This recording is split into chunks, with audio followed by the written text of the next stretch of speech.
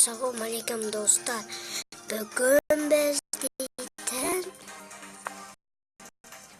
Brawl Stars oynayacağız. Aslında burada şarkıyım.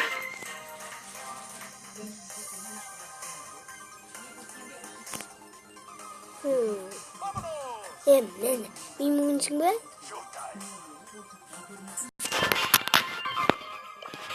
Gittik.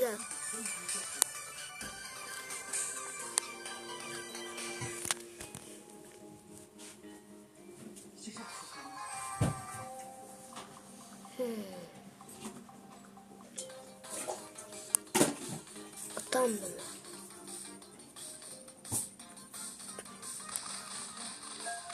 Saniye yok. Windows'uma geçmiyor. Hey dostum konuşuyoruz. Yema. No.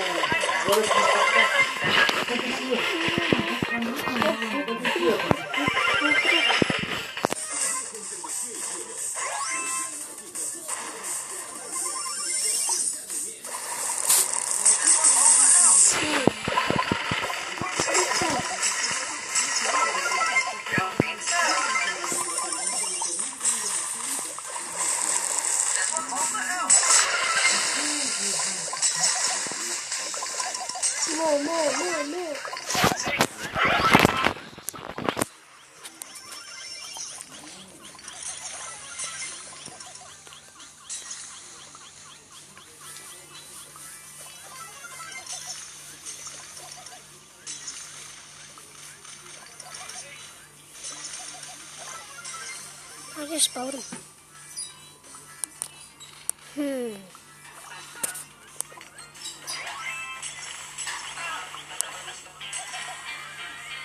Oy. Dostlar, hoş videomuza ayaklarda koşuyoruz.